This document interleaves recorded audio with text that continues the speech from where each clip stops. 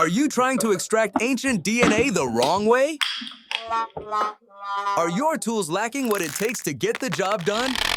Are you at your wit's end and just trying anything at this point? Stop!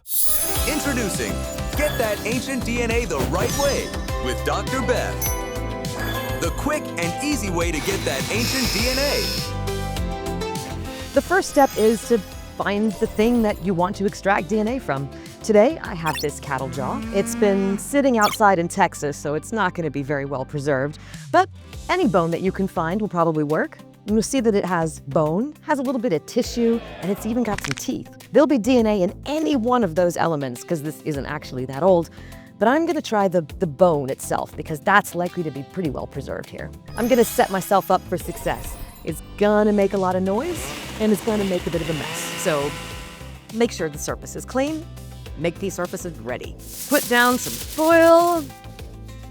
Put on some gloves so that once I've cleaned the surface of the bone, I don't get any more human DNA on there. You can use any type of drill or chisel. I'm going to use this Dremel tool because it's pretty fast.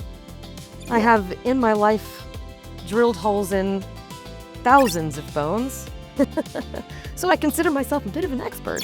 I'm going to use a diamond cutting disc. I find that these are the easiest for me to use because they're pretty sturdy. Sometimes they break though, and then they go flying up into your glasses. So you should probably wear safety glasses too. That's why you wear safety glasses, eh? I'm gonna start by cleaning off the surface with the Dremel. And that's because when this is sitting in the ground, lots of things like microbes and fungi will get into that bone, and also me handling it will have my DNA on the surface. So I'm just gonna dust a layer off of this bone to try to clean it of any extra DNA. And you can see how much cleaner it is. Get all that dirt right off the surface. Can you smell that? That smells like DNA. I don't know how I can tell you that I know that, but it smells like organic material, and it's definitely going to have DNA in it. So I do this slowly so it doesn't get too hot, because heat also will damage the DNA. So I'm trying to do it nice and slowly, but still get this clean cut.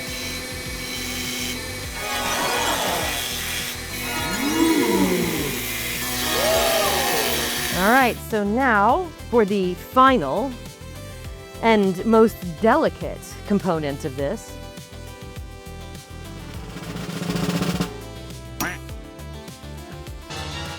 Ha-ha! Check out that beautiful piece of cattle bone. It's nice and white, it looks like fresh bone, it smells like DNA. This is gonna work. Last step, put it in a bag to make sure you don't lose it. And now, the most important step. Label that bag, otherwise you're gonna forget. So now that I have this sample, I'm going to take it with me to the paleogenomics lab at the University of California, Santa Cruz, and there we will process the sample for ancient DNA.